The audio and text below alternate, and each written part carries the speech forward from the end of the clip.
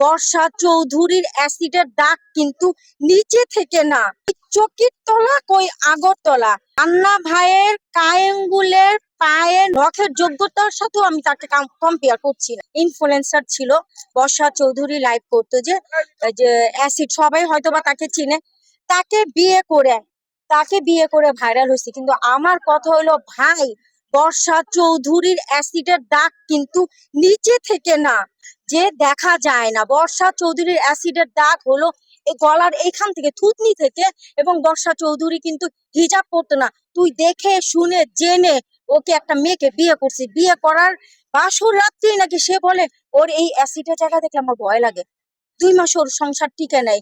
বর্ষার শত শত অডিও রেকর্ড ফাঁস করলো, ওর কাছে টাকা চাইছে, টাকা দেয় নাই বলে ইচ্ছা মতো মারধর করছে। এটা কেমন ধরনের কথা?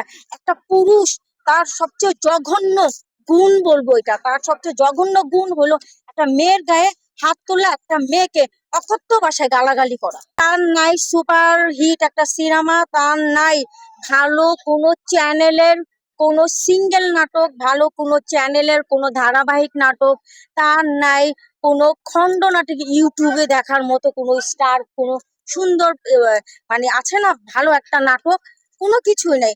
এখন তাকে তো ভাইরাল হতেই হবে। কিভাবে ভাইরাল হবে? এইসব করেই তাকে ভাইরাল হতে হবে। কিছুদিন আগেও কিন্তু যেমন ভাইরাল হয়েছে, তার সিনেমা করে কিন্তু সে ভাইরাল হয় না। কিছুদিন আগেও যেমন সে ভাইরাল হয়েছে, কথাবার্তা, চাল চলন, আমাদের দেখার সৌন্দর্যও কিন্তু ভালো হয়। এখন এটা হলো সম্পূর্ণ পরিবেশের ব্যাপার। ওর ব্যাকগ্রাউন্ড, ওর অ্যাটিটিউডই বলে দেয় ও কোন ব্যাকগ্রাউন্ড থেকে উঠে আসছে। শিল্পী পার্থক্য আছে। একটা আছে আসলে তারা প্রকৃত শিল্পী, জাত শিল্পী। সেই শিল্পীটা, একটা জাত শিল্পী, প্রকৃত শিল্পী কিন্তু আরেকটা শিল্পীকে কখনোই ছোট করে কথা বলবে না। আর ও তো প্রকৃতপক্ষে, রাসেল মিয়া তো প্রকৃতপক্ষে শিল্পী না। সে যদি প্রকৃতপক্ষে শিল্পী হতো, সে কখনোই আরেকটা শিল্পীকে ছোট করে কথা বলতো না। এগুলো হলো খুবই হাস্যকর কথা। এইগুলা দিয়ে হলো ভাইরাল হতে চায়। কই আগরতলা, আর আরেকটা জিনিস কি বলে, কই চকির তলা, মানে কই চকির তলা কই আগরতলা। মান্না ভাইয়ের, আমি কিন্তু মান্না ভাইয়ের সাথে একটা সিনেমায় কাজ করেছি, সিনেমার নাম হলো পাওয়ার।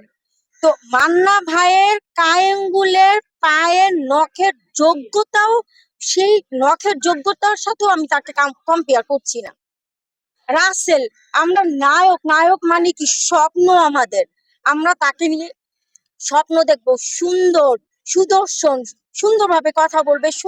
কান্না, একটা নায়ক, একটা শিল্পী কান্না করলে আমার চোখে পানি চলে আসবে, সাধারণ দর্শকদের। আর কি, যার কিনা চুল নাই, অভিনয় নাই, কিছু নাই, এ খালি বললেই হবে যে সেই হিরো। সে ওর কোন ছবিটা সুপার হিট হয়েছে আপনারা একটু দেখান। এই যে ভাই, সিনেমাটার যে কতটা নিচে নামাইছে একমাত্র রাসেল মিয়া। সিনেমার প্রচারণ কিভাবে করছে? ভ্যান গাড়িতে করে করছে। সিনেমার মূল্যটা কোথায় নামায় নিয়ে আসছে? ভ্যান গাড়িতে করে সিনেমার প্রচারণা করছে।